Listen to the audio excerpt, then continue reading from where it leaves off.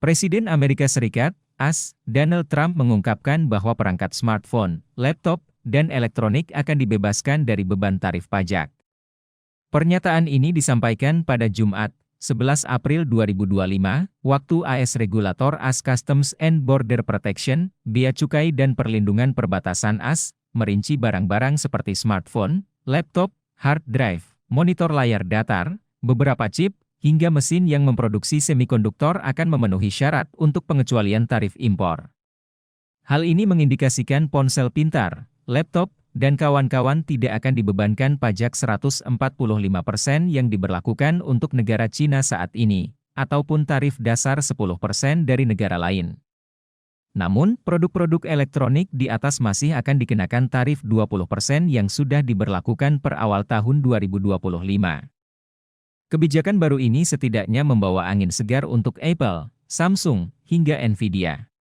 Sebab, perubahan tersebut menjadi langkah untuk membantu para produsen elektronik untuk tetap menjaga harga barang elektronik, khususnya yang tidak diproduksi di AS, menjadi lebih rendah.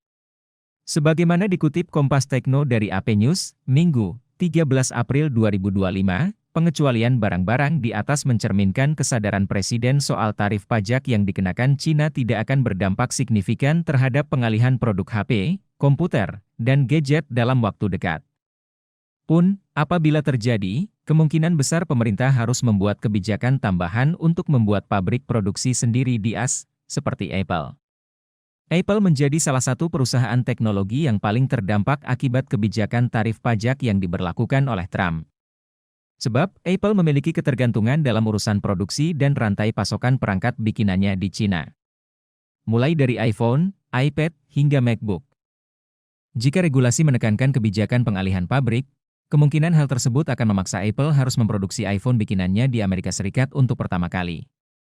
Namun, tampaknya hal tersebut agaknya sulit terjadi karena Apple sudah memiliki rantai pasokan yang mapan selama puluhan tahun di Cina. Sebaliknya, biaya yang digelontorkan untuk kembali membangun pabrik rakitan iPhone baru di AS tampaknya tidak mungkin terjadi. Dikarenakan Apple akan mengalami masalah harga barang karena harus menaikkan nilai jual iPhone hingga 3 kali lipat, menyesuaikan tarif pajak yang diberlakukan untuk Cina. Selain dari segi bisnis, kebijakan Trump sejatinya juga menghantam pasar saham secara global, khususnya raksasa teknologi yang masuk daftar The Magnificent Seven. Magnificent Seven terdiri dari perusahaan Apple, Microsoft, Nvidia, Amazon, Tesla, Alphabet, induk Google, hingga Meta, induk Facebook, Instagram.